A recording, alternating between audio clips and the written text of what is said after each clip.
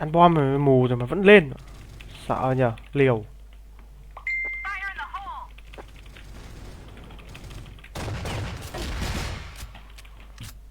Thấy bom nè.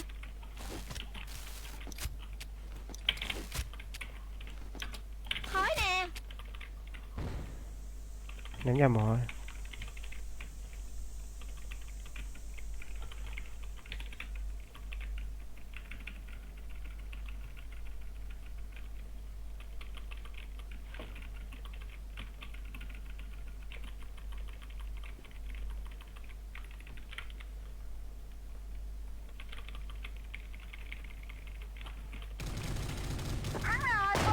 Tốt.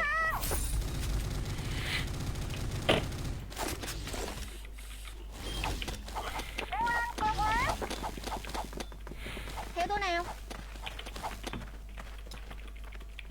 Lựu đạn, né đi. Khói nè.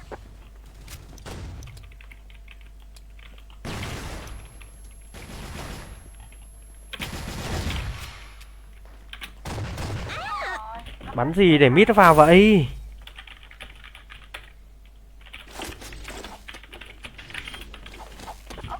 Thằng kia ngách rồi, toàn cống mạng cho nó thôi. Có bắn được đâu. Lựu đạn, né đi. Thấy mồm rồi. Mù nè. Chết.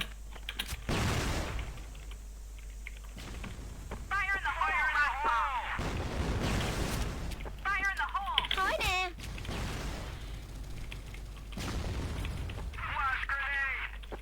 Thôi toang rồi. Bom rơi này, ngon rồi. Thấy bom nè.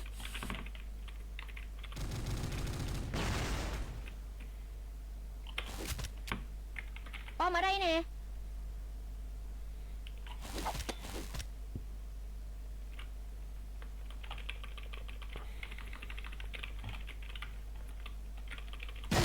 Mồm.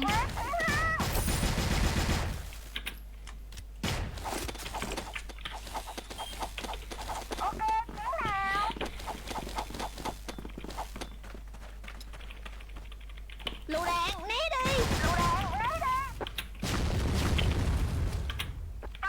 Mù nè.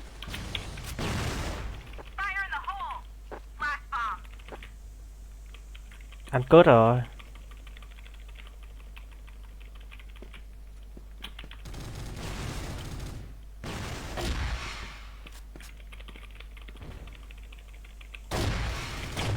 Quá bình thường. Thấy bom nè.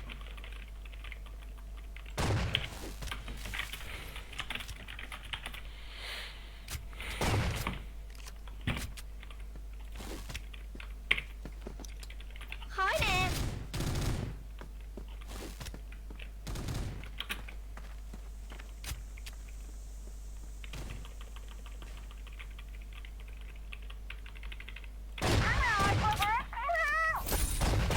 Ngon ngay.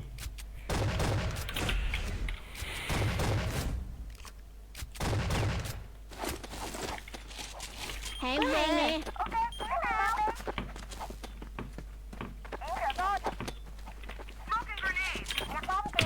Ôi thôi, lỗi thế.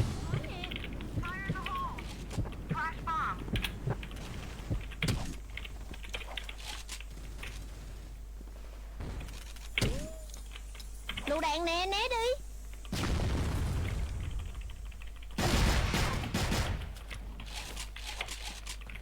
Quá bình thường. Mù nè. Lên.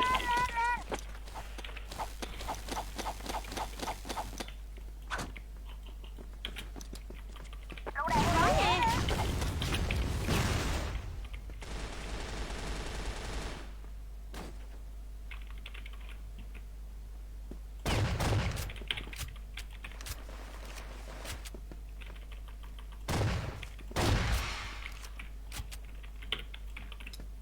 Lựu đạn nè, né đi. Quá bình thường.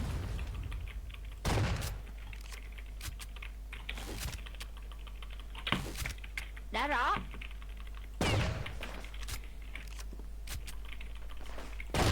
Không được.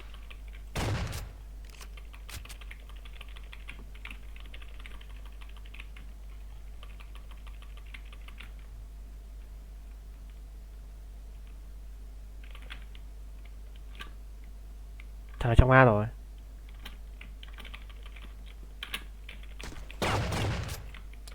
Mu nè.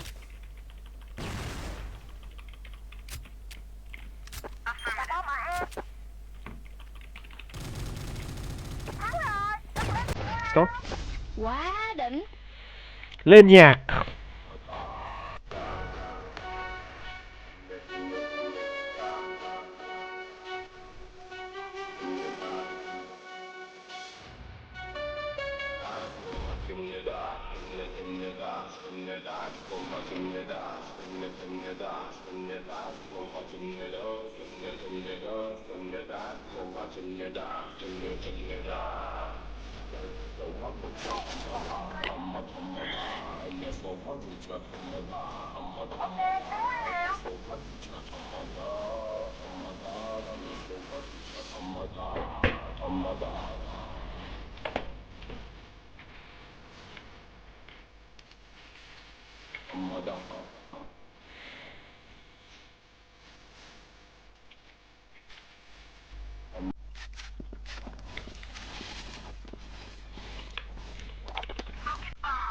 Khói nè.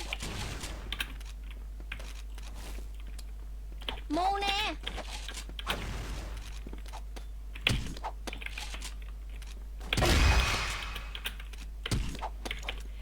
Tốt lắm.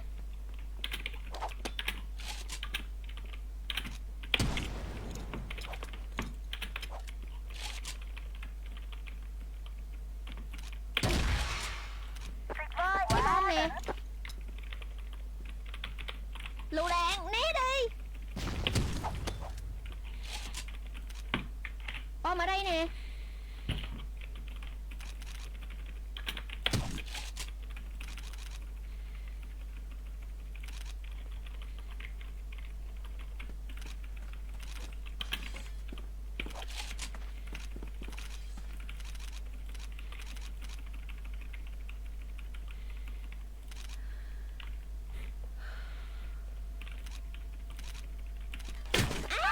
Vãi cả lìn thật. Cuối A. Ui giời ơi.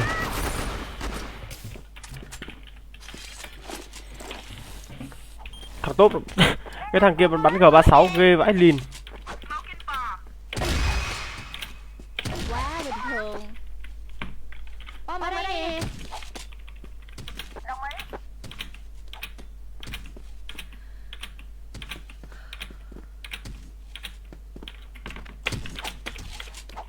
Tốt. Tốt lắm.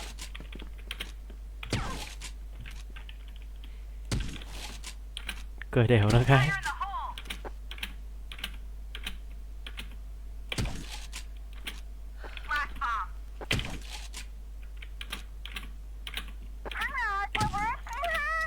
Lựu đạn, né đi. Mu nè. Anh em đi cùng với tôi nhỉ. Sướng. Không có gì để nói luôn. Khói nè. Bú ranh.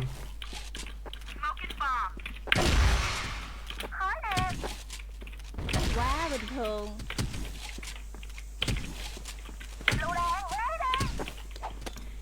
Khu A. Khu A. Lựu đạn, né đi.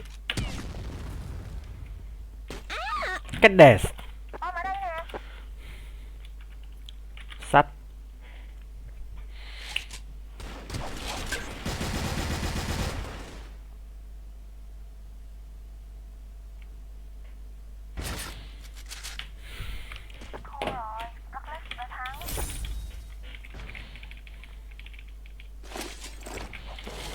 Có nên ra hồi sinh tiếp không? Sợ nó canh rồi ấy. Khói nè.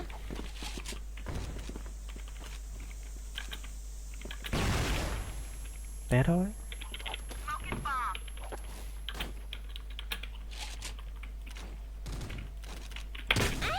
Vãi lều. À lên.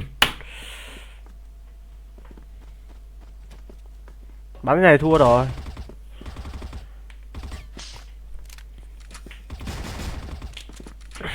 Một tanh. Đứng thùng 8.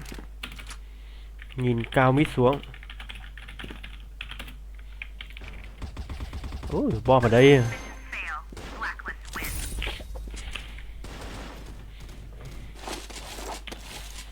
Má thua rồi. Hỏng rồi, hỏng rồi.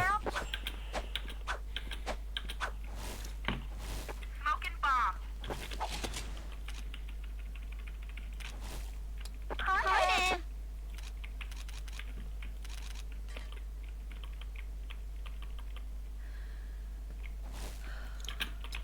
Lựu đạn, né đi.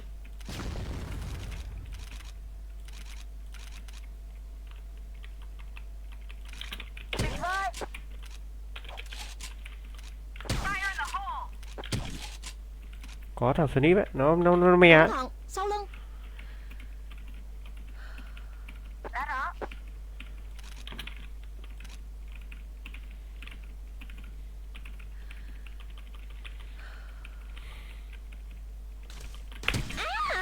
Lại A lên này. Nó giạt 3 thằng cùng một lúc luôn, sợ thật. Bọn đấy đi 5 à? Danh gì mà đi ghê vậy? Nó giạt đúng lúc vãi. Con đặt rồi nhé. Lựu đạn, né đi. Ngu nè.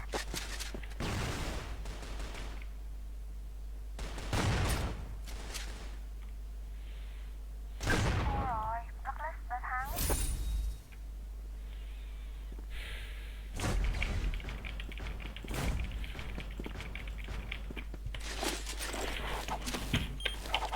Ok, tiếng nào? Khó nè, Ôi ôi, tốc độ chuột 5. Mẹ bảo sao? khó nè. Cầu nó.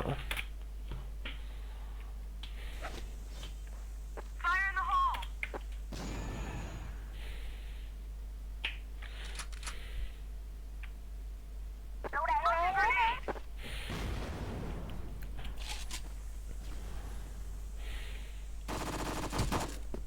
Mẹ bắn thế này chết rồi.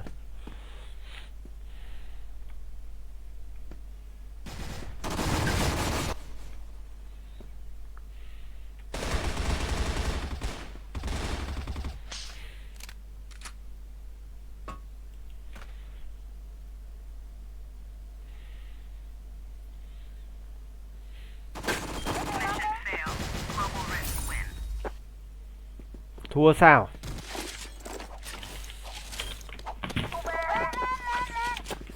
Khó nè, đi tìm bom đi. Lựu đạn nè, né đi.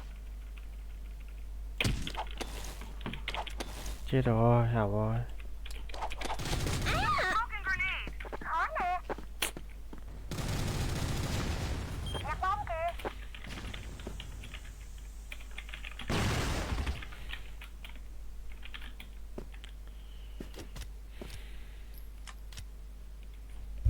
Không giết được người luôn này. Cái này thua rồi. Thua rồi, Robert đã thắng.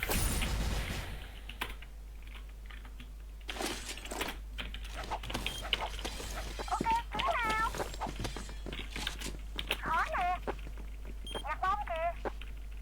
Khó nè.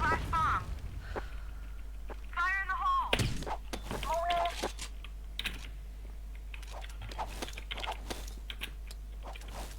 Khoa. Cái gì? Cái tọp tọp vào đầu luôn, sợ vãi lều. Nó bắn kiểu gì ấy nhở?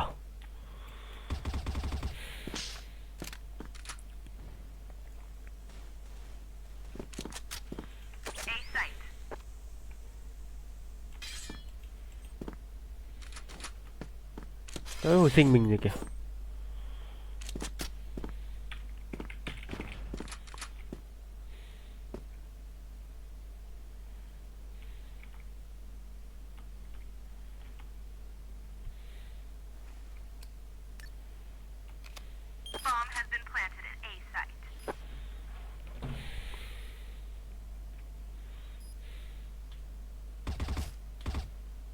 Ý, bám một C mà. Thế mà chúng không chết. Một C đấy.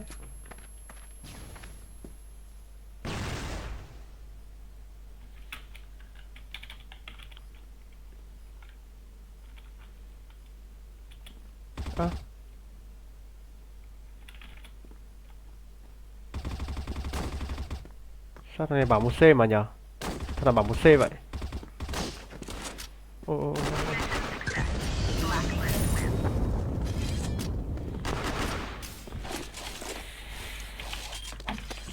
Không giết được người luôn này.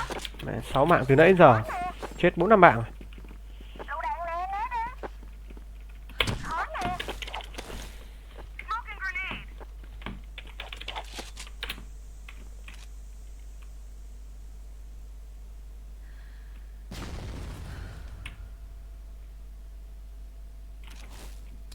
Khói nè.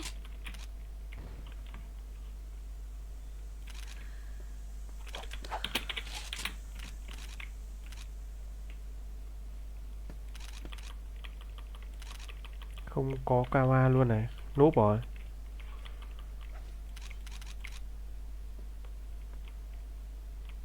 A site.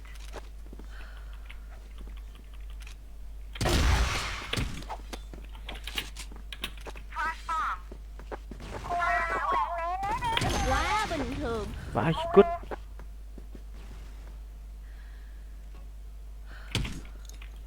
Lựu đạn nè, né đi. Mù nè.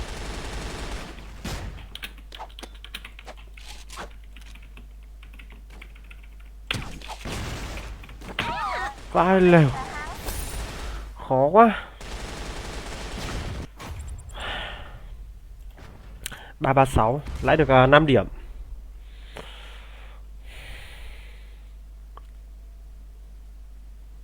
Nhiệm vụ phá hủy toàn bộ cứ điểm. Ok, chiến nào.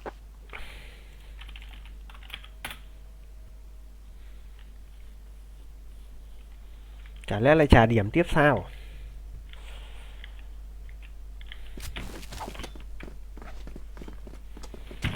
Lựu đạn nè, né đi. Fire in the hole. Khói nè. Nhặt bom cửa nè.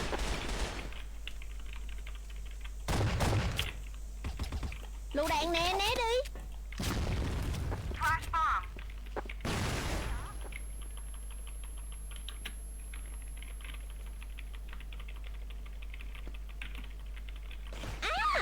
À đủ. KB.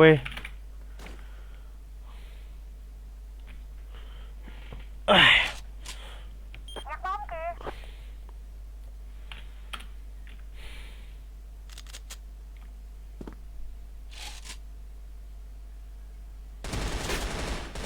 À bên kia có thằng Kurin kia phế. Đúng rồi.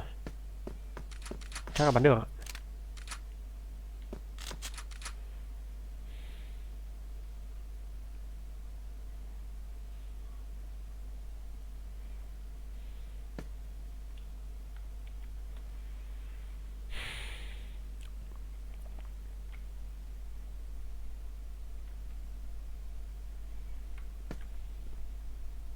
Còn nguyên 5 thằng.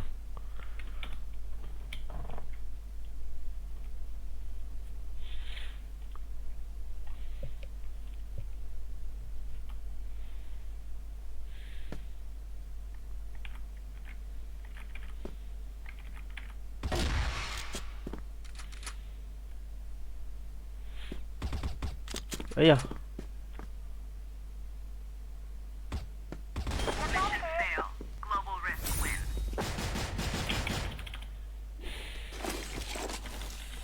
Lại phải lên ngắm à? nào. Khói nè. Khói nè. Fire in the hole. Khói che này là bắn sao? Smoking grenade. Fire in the hole.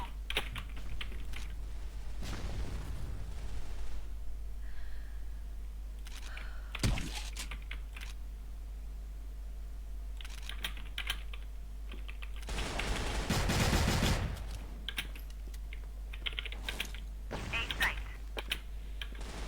Vào được B chứ nhở? Ơ, sao bọn này nó vào B kiểu gì vậy? Điều khiển B.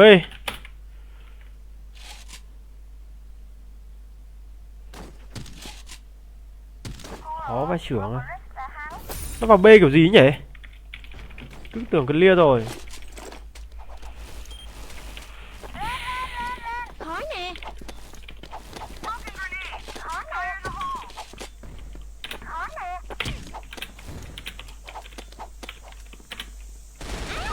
Sàn đã ép. Nhặt bom kìa.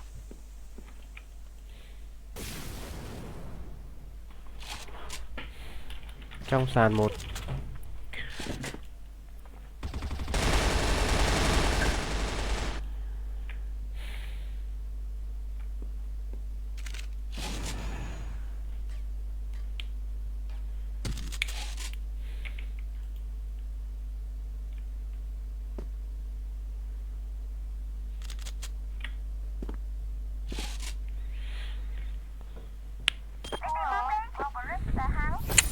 Khó thế.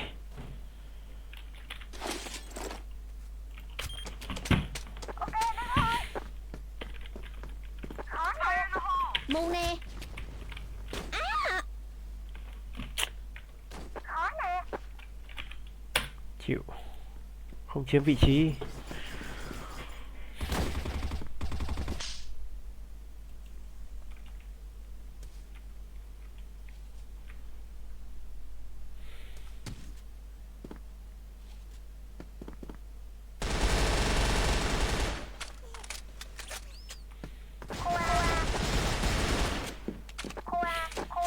Tay được hình B. Thằng này ngu mà. Nhặt bom ở A. Lựu đạn nè, né đi. Lựu đạn nè, né đi. Mù nè. Để nhau. Thắng rồi, đốc lên kia nào.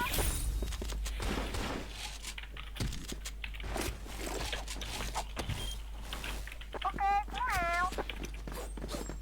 Khó nè. Lựu đạn nè, né đi. Flash bomb.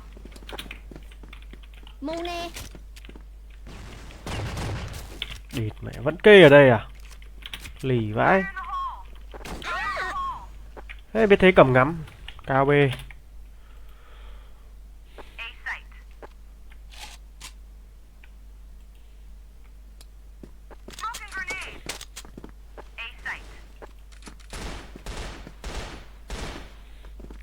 Nghỉ thôi em, tối lại chơi em.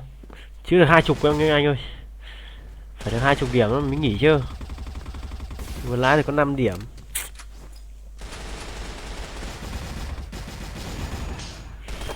Không 5 rồi này. Chán đời. Không giết được người.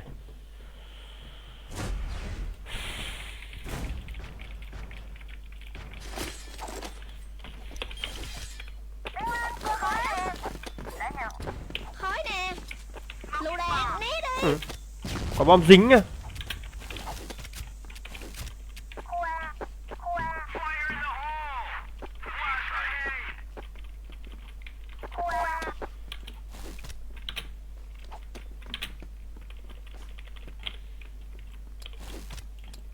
Mù nè.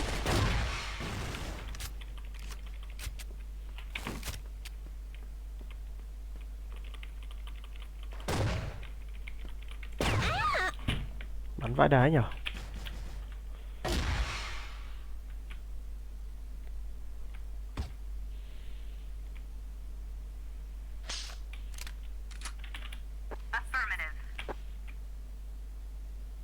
Máu rồi.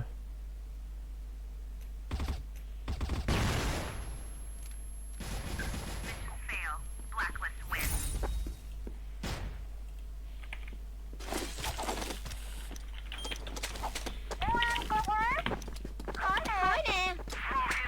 Lựu đạn né đi.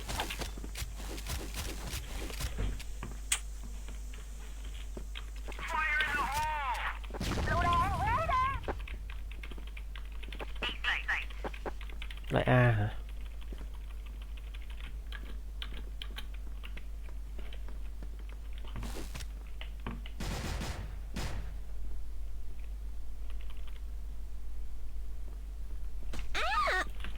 Địt mẹ nó kê lì thế nhở?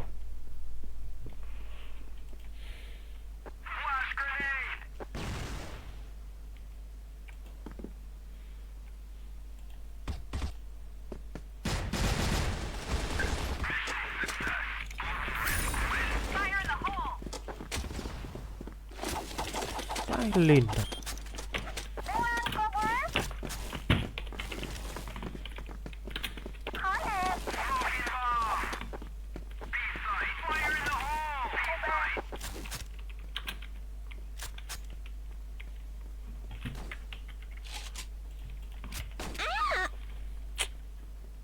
Mẹ này, 18 luôn.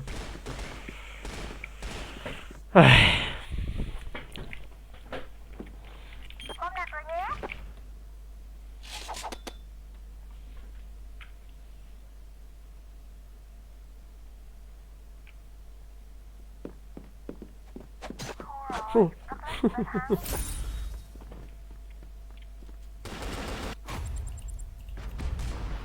Còn lại 2.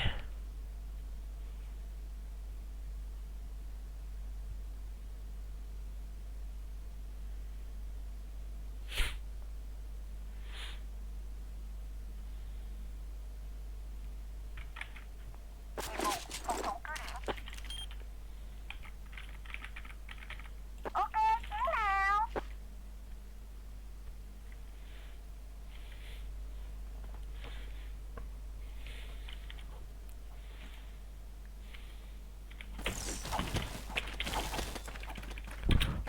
Khói nè.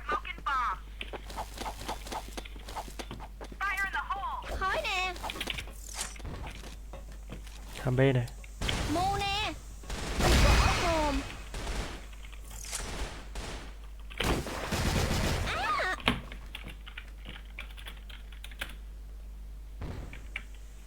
Chắc thằng kia thoát luôn đấy.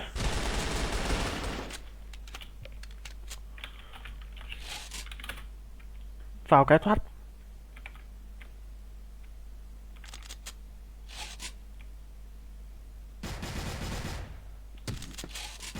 Bom đặt rồi nhé.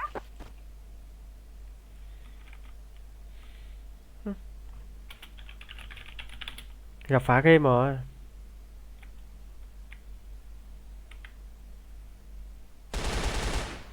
Ôi giời. Thua rồi. Douglas đã thắng. Nó cứ thoát ra nó vào lại luôn ạ. Vãi trưởng. Ok, chiến nào.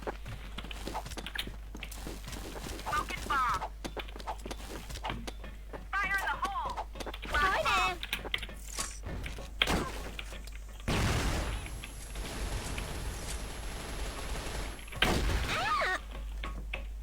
Vài lịt.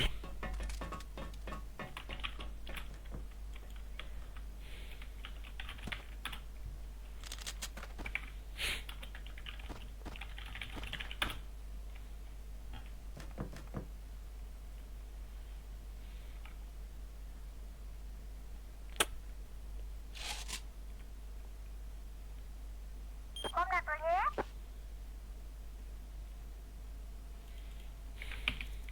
Bom B nè.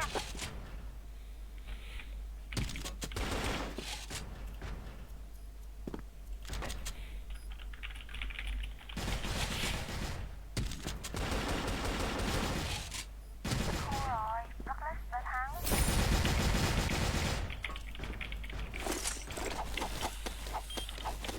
Nguyen, cô quá. Được ngày quá nhờ. That I thought were really interesting. But you say at one point that your wife called your daughter a cunt. Yeah. Yeah, that's heavy. Yeah. That's yeah, heavy. there's been a lot of... See, the problem with this whole thing is you know, and when I was on a show last night, there was a statement from Lyndon, her publicist, asking, I don't know if it was asking or telling me to, what do you call it, take back? What do you say? A retract. Yes, retract. And then that was part of the statement, retract, and the other part of the statement was, you know, that she loves her family more than anything, da-da-da-da. So I told the gentleman on the show, I said, yeah, that's true. She loves her family more than anything. There's no doubt in my mind. But I said, I can't retract this because it's the truth. When you wrote that Wait your a wife was an minute. alcoholic who verbally abused the kids and threatened to beat your son Nick with a wine bottle. Where's that written? It isn't written? I don't remember calling her an alcoholic. I You just didn't. remember just talking about the drinking constantly, you know. And, Right, well, that's what I and, mean. You know, I mean, He's she not went to the Betty diagnosing. Ford clinic, you know, and we tried to help her. Right. You know, and So, But all right. You- Hulk, do you think it helps to write that?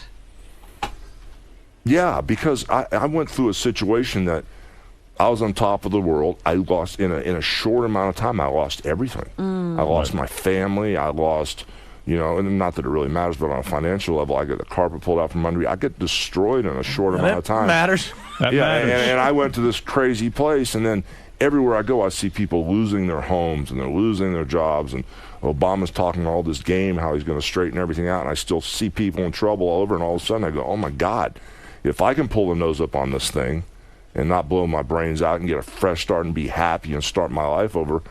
And there's a lot of people that watch me and think that this Hulk Hogan story is this great American success story. A lot of people don't realize what was actually going on.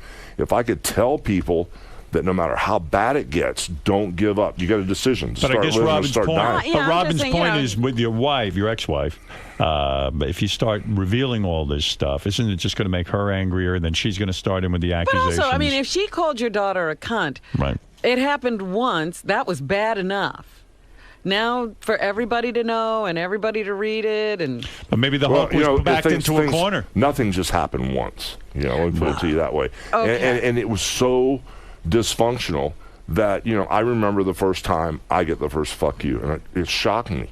And then it got real consistent. It got real consistent. Fuck you, I hate your guts. And it was very, very said consistently. And when she said you hit her for stuff like that, you never did. No, I never hit her. So brother. didn't you feel Now, backed wait a up? minute. Everybody understands and pretty much sees the game that's going on here. If I would have hit Linda, or if I'd have beat Linda for 20 years like was in some of the tabloids from her publicist, believe me, I'd have been so many drug into court so many times in jail. I never hit Linda. Right. So my point is, when all those accusations are made, when you write this book, now you feel like, hey, this is my way of saying this is the way it really happened. No, this is what went down. I mean, Right. This is exactly what went down. And I get used to hearing the FUs as weird as it sounds to say that. I got used to it. But the first time I heard it said to my kids, I was shocked. You think you're very emotional because your father, you point out your father never said he loved you. You had a tough upbringing, right? Your father was hard on you. I didn't have a tough upbringing. My dad was an Italian. He was a foreman, a construction worker. He worked in the sun his whole life. I actually think the sun pretty much killed him. Did he die of cancer? No, he didn't. He died of old age, but he beat himself to death working and digging ditches and laying pipes, and he worked out in the sun in Florida. It's hot as hell down there. That's right. And, It ages my you. dad never said one bad thing about anybody. Right. I never heard my father say a cuss word, but he was an old Italian. Right. And he just didn't go, hey, you're my son, I love you. It wasn't like that. Would When you my like that? Would that have been? Is that a fantasy of yours that your father No, would have it's been not warmer fantasy, to you? but I love my dad to death. I know that he loved me. And as he got older, Right. and he had health problems, we got really close. Right. And he would tell me he loved me all the time, right towards the end. But, it wasn't like one of these dads like I am. Every time I talk to Nick or Brooke, hey, I love you, brother. I love you, big brother. Hey, Brooke, Teeny, I love you. I tell my kids I love them every time I talk to them. Because that's something you would have liked. I don't know. That's just how I am. And like I said, I was from this family that the kids, I had no idea we were poor. I thought we were cool. Right. And then we get this little minute steak on Fridays. That was a big deal. And I really didn't understand how affectionate some people can be until I met Linda's mother. And the first time I met her, she gave me this big hug. It freaked me out because nobody ever hugged me like that before. You think if you went bankrupt, like if this case works out against you and you got to keep paying your wife and all this stuff, what would it be like for Hulk Hogan, this super famous guy, to have no money? Where the hell would you live, and how could you survive?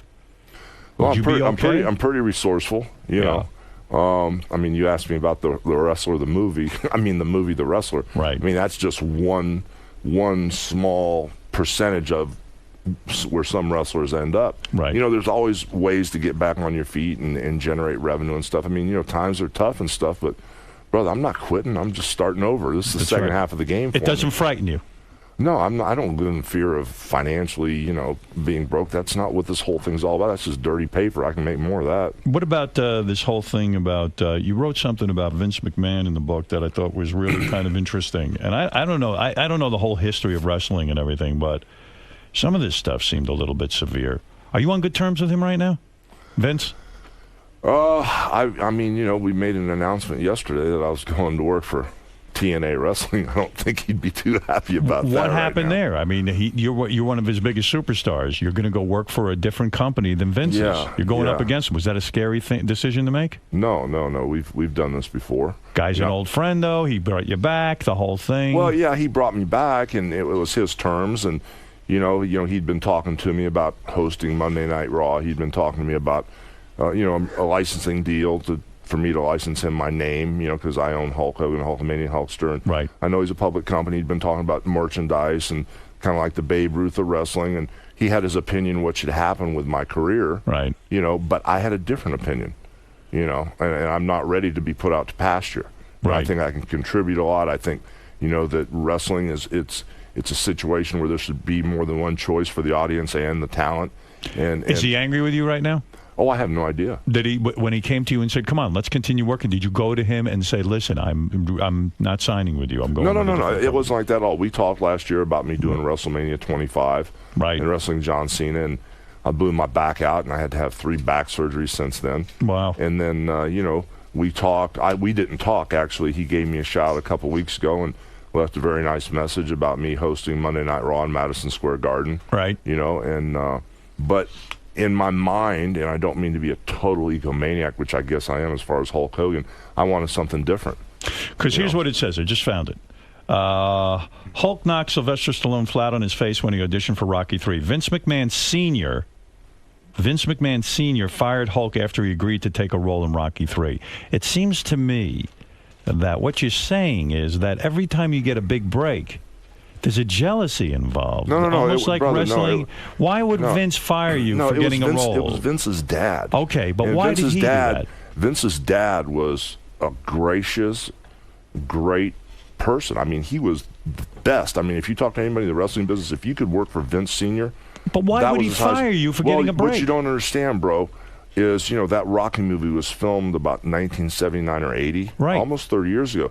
And the wrestling mindset back then What? wasn't like, well, now The Rock's making the transition. He's a big movie star. It wasn't that back then. It was you're loyal to the sport. If anybody calls it fake, you knock them out.